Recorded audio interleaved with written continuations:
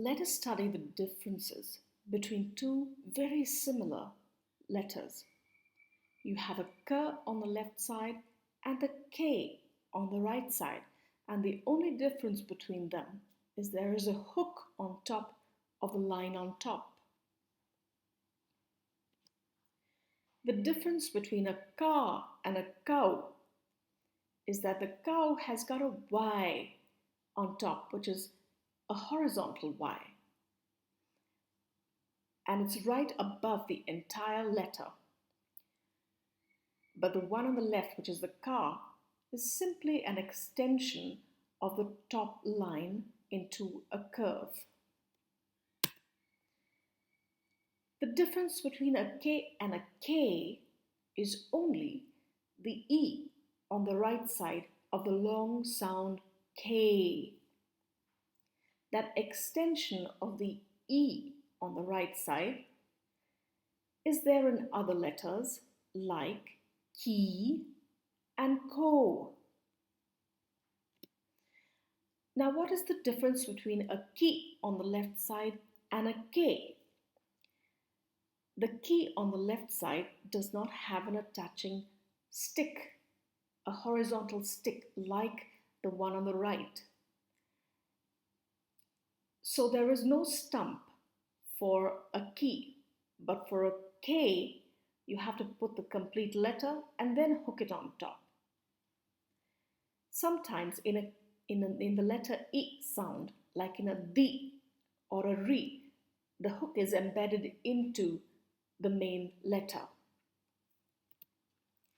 The difference between a key and a key is the extension of the E on the right side of the letter.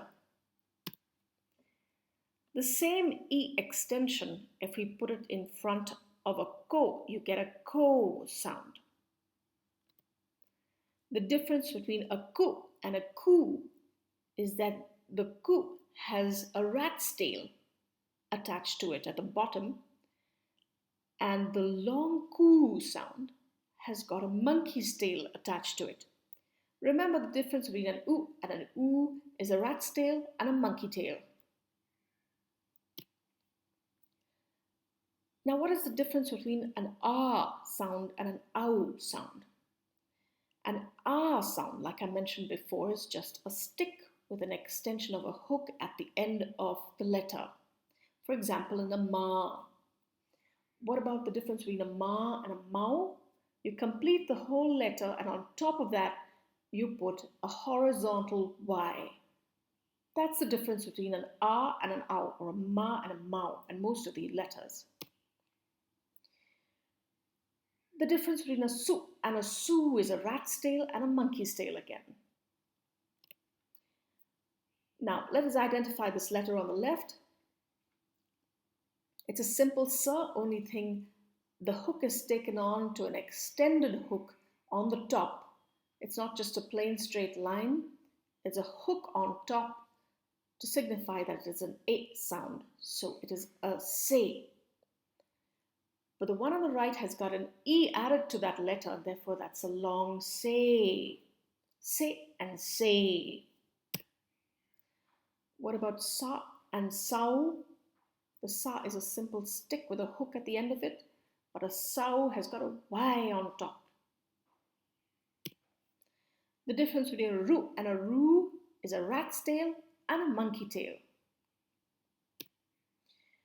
And an E, like I told you, there is no stick for an E. You have to embed it into the letter. So the R has a little attachment without any stem attached to it, of a hook on top. And the E sound has got an E to the right of it.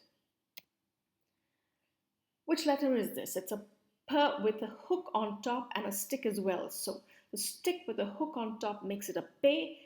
The same letter with an added E to the right makes it a P sound. What about this one? The Pis, or all the I kimatras, have a L with a hook on top at the bottom of the letter. And we should always remember that there is an A on top It's not a simple letter. It's not just a stick with a tail, but it's got a hook on the top, making it a pe. So this is a pe with an Aiki matra at the bottom. That whole letter is called a pai. This is a k with a r at the bottom, making it a kr sound. So this L, this l that we use in Kannada, can be used for the I sounds and also the r sounds, except that the I sounds have a hook on top and the r sound is just a plain l with a little bit of a stick on top. The and aha are the simple letter along with a 0. 1 0 on the right for an and an aha would be 2 zeros. So this would be kam and kaha.